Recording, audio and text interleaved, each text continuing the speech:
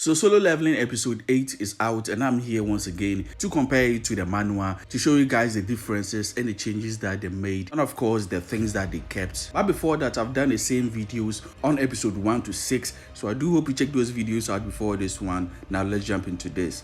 Now, episode 8 is more different than the other 7 episodes in a sense that 80 to about 85% of the entire episode were original. That means original scenes that they added and additional world building, character building that they added to the episode, building up to a very crazy episode 9 that I can't wait for. We see Jinwoo visiting his mother, which at this point in the manhwa doesn't happen. It happens further down the line. Now Jinwoo accepts Jinho's proposal to actually do the remaining 19 raids together alone, which in the manhwa he accepted, during their first meeting. We also get to see more of Chai-In in this episode. The fans must be going crazy. All these scenes are not part of the manhwa, as well as Eugene's construction trying to recruit her, and then seeing Jinho's father, the CEO of Eugene's construction, Yu Myung-wan, who like other characters makes an early appearance as well, giving us more exposition about the Hunters Association, the top 5 guilds and dungeons, and of course the power and resources that come from everything being changed in the world due to all these circumstances, and of course their need to establish their own guild. Now the scene in the anime where we see Mr. Song training an apprentice is changed. In the manhwa it was actually Chai-In. Even though they don't show the face, we later find out that yes, that's a teacher, her master, but in the anime they just made it a random person.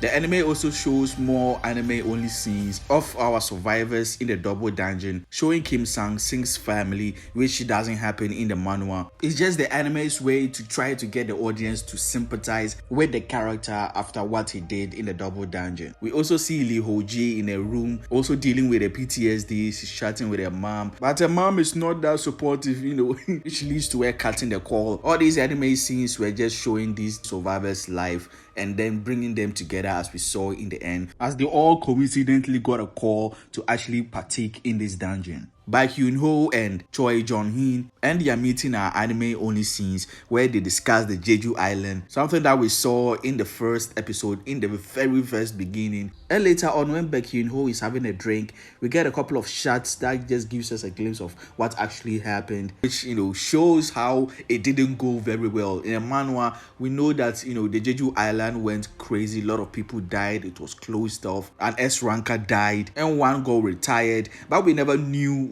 who that person died or whatever. They never mentioned the name or showed any person. There was no flashbacks to it as well, but the anime has been slowly building up to it since the first episode. And in this one, these two S-rank hunters, especially Choi Jong-in, is trying to assemble a force, unite some guilds in order to clear the Jeju Island, which is one of the first, or should I say the first most important arc that occur in Solo Leveling. So Yoon-suk is the S-rank hunter who dies, and the healer is the one who retires. Now the last scene where these surviving hunters of the double dungeon meet is almost the same as the manhwa, just with a few tweaks and changes here and there, such as Jo-hee meeting Jinwoo for the first time since the incident. In the manhwa she's actually crying at this scene, but the anime she's happy to see him again, all doing well and looking much better than ever. We also have Kan Tae-sik also staring at Jinwoo, who is very surprised at the fact that this guy, the last time he saw him, he was in a hospital and looking very frail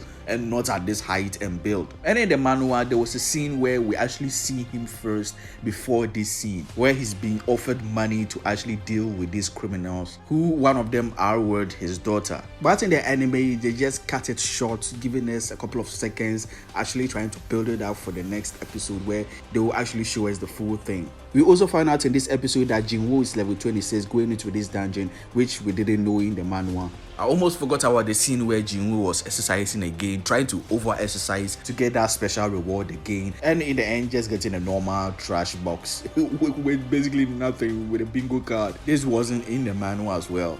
And so the episode ends with them actually now entering the dungeon, which this anime really loves its cliffhangers. I mean, the manhwa was the same. But anyways, I'm excited. Next week is about to be crazy. There are certain things that are gonna happen with Jinwoo's power leveling up once again, and finally the team is going to see how our boy has grown. Anyways, do let me know in the comments below what you thought of this episode. 80 to 85% of the scenes being original, and I do have similar videos of comparing the anime to the manhwa of episode 1 to 6, so I do hope you check those videos out. Help support the channel by also leaving a like, subscribe, and turn on that notification bell not to miss any video as well. As always, Nude here. See you guys in the next one.